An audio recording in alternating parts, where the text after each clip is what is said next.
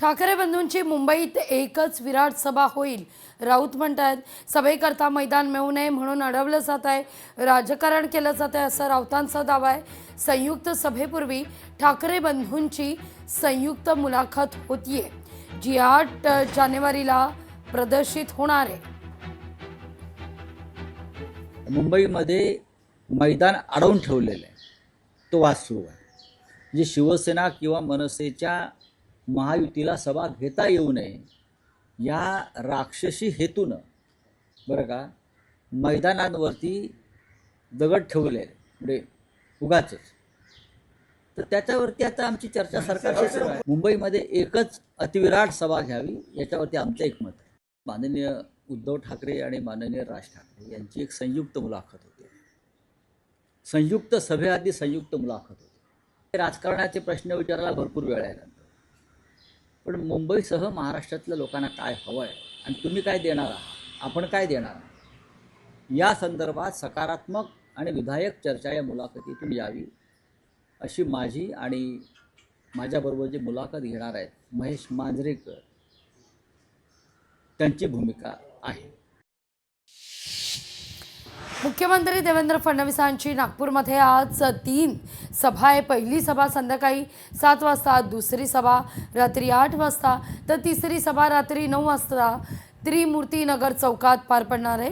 जळगावात महायुतीचा road show सुद्धा होणार आहे. या सगळ्याचा आढावा घेतला आपले प्रतिनिधी सुमित देशमुख यांनी.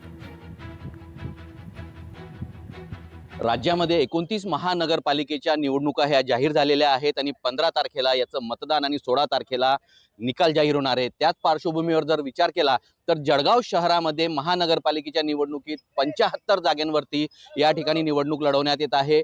युतीच्या वतीने 75 उमेदवार या जळगाव शहरात या ठिकाणी देण्यात आलेले आहे. मात्र 75 पैकी 12 उमेदवार हे बिनविरोध या ठिकाणी निवडून आलेले आहेत.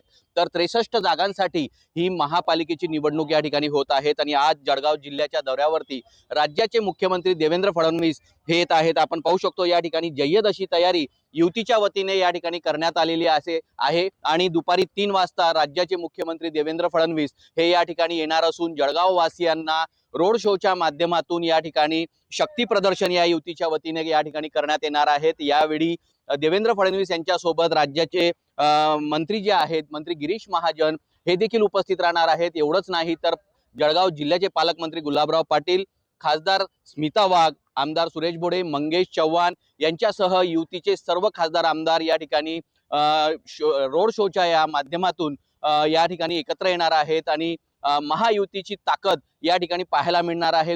जनता जी आहे ती कोणाच्या पदरी आपलं मतदान करते हे तितकंच पाहणं गरजेचं ठरणार आहे. तर महापालिकेवरती कोणाचा दोष फडकतो हे देखील पाहणं तितकंच महत्त्वाचं ठरणार आहे. सुमित देशमुख, लोकशाही मराठी, जळगाव.